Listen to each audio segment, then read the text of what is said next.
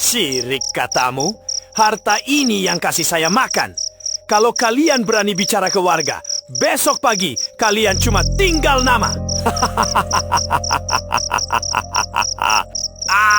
Dasar kalian. Sep, ayo lari Sep, dia udah beneran gila. Sebelum nonton, jangan lupa subscribe. Terima kasih.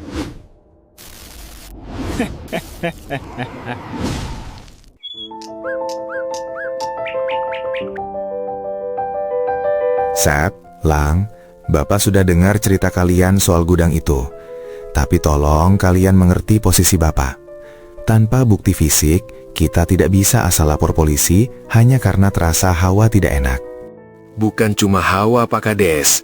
Saya lihat dengan mata kepala sendiri, Pak Dani bawa ayam cemani dan golok ke bawah tanah. Itu bukan cara orang normal cari nafkah. Betul Pak, dan kucing Bu Marni, saya yakin sudah jadi korban. Masa kita harus nunggu ada warga yang hilang, baru Bapak bertindak? Hati-hati bicaramu, Lang. Pak Dani itu donatur terbesar pembangunan jembatan tahun lalu. Tapi, Bapak juga merasa ada yang aneh. Sejak dia kaya, warga kita sering sakit-sakitan mendadak. Harta yang tidak berkah itu seperti api, Pak Kades. Dia menerangi rumahnya, tapi membakar sekelilingnya. Kalian tahu sendiri, mengurus desa itu bukan cuma soal administrasi, tapi menjaga ketenangan. Pak Dani itu donatur tetap.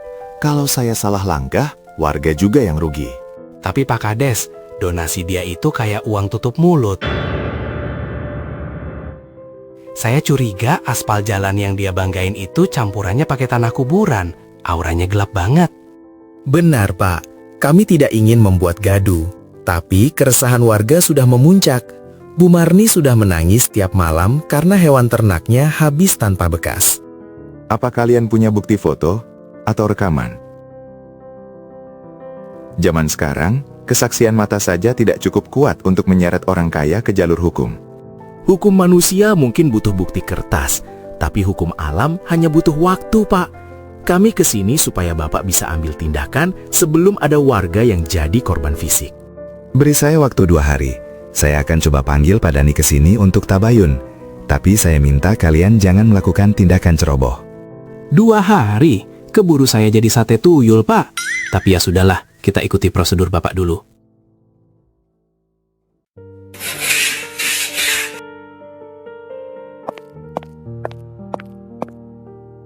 Aduh, Risma, sikatnya yang benar. Itu di sela-sela keramik masih ada noda hitam. Kamu mau saya pecat tanpa pesangon? Maafnya, tangan saya sudah lecet-lecet. Ini bukan noda biasa, kayak minyak hitam yang susah hilang.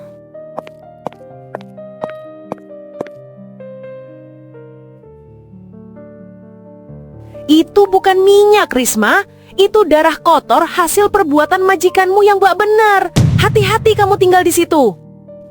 Marni, mulut kamu itu lebih kotor dari comberan ya. Iri bilang bos, kamu gak mampu beli sabun mahal kayak saya kan? Buat apa sabun mahal kalau baunya tetap bau bangkai? Coba kamu cium rumah kamu sendiri, Diana. Baunya amis. Kurang ajar. Risma, ambil ember, guyur perempuan ini. Biar dia tahu mana air mewah, mana air kotor. Maafnya, saya tidak berani. Bu Marni itu tetangga kita. Oh, kamu mulai membangkang ya? Oke, malam ini kamu tidur di gudang belakang. Jangan masuk ke kamar pembantu. Kesombongan yang melangit seringkali lupa bahwa di bawah tanah ada yang sedang menunggu waktu untuk menagih janji. Sabar, sabar. Besok saya kasih lagi. Jangan ganggu saya dulu. Uang ini kurang. Saya akan beli tanah lagi. Saya akan buat kalian kenyang.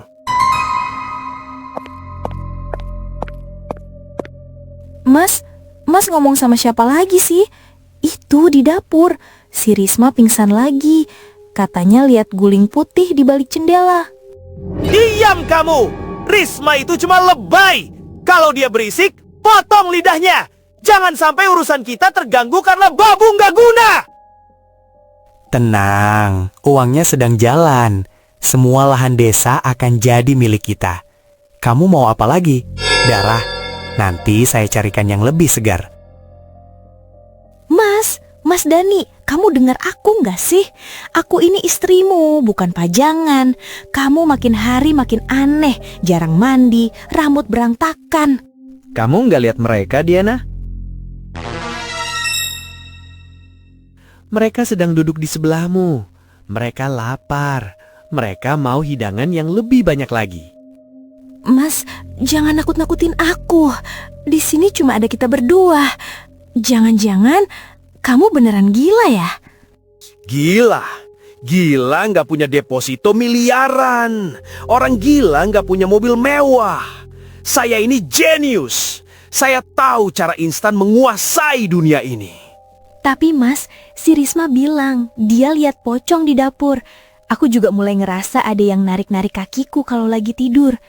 Itu cuma gangguan kecil untuk kekayaan besar. Kalau kamu takut, pergi sana ke mall. Beli tas baru. Jangan ganggu ritual saya.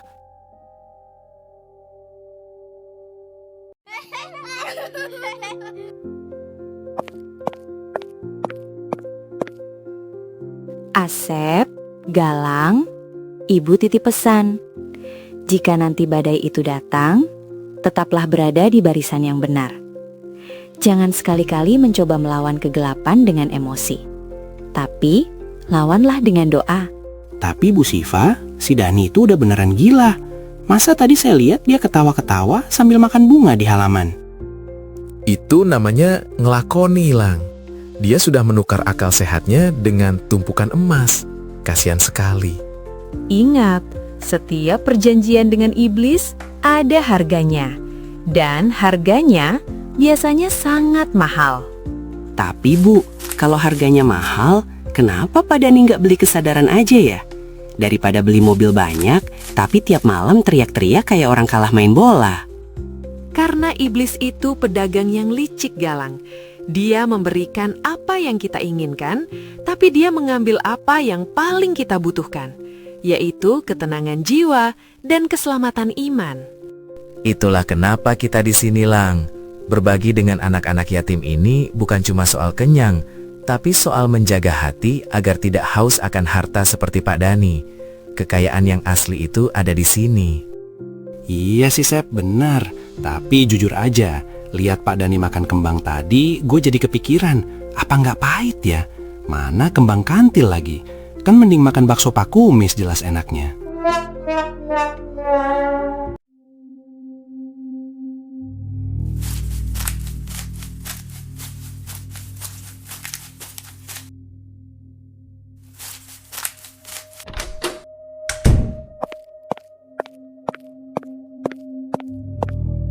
Nih, makan. Berikan saya kemewahan lagi. Saya mau jadi orang terkaya seprovinsi. Sep, lihat itu. Di belakang Pak Dani ada bayangan sosok pocong serem banget. Badannya mendekat seperti mau menggigit Pak Dani. Astagfirullah. Lang, rekam itu. Kita harus lapor Pak Kades sekarang.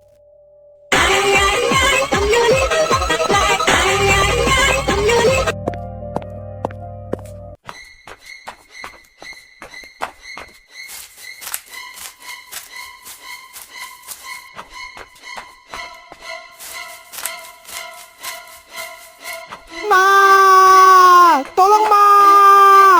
Gue belum kawin Ma. Jangan sembelih gue. Lari ke arah masjid, Lang. Jangan nengok belakang. Kalian tidak akan bisa lari. Nyawa kalian adalah bayarannya.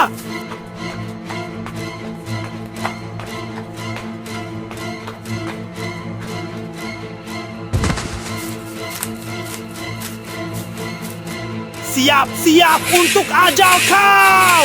Hiya! Allahu Akbar, Allahu Akbar. Allahu Akbar, Allah.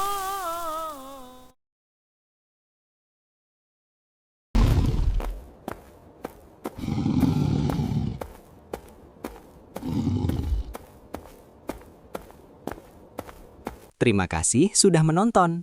Jangan lupa tonton video lainnya.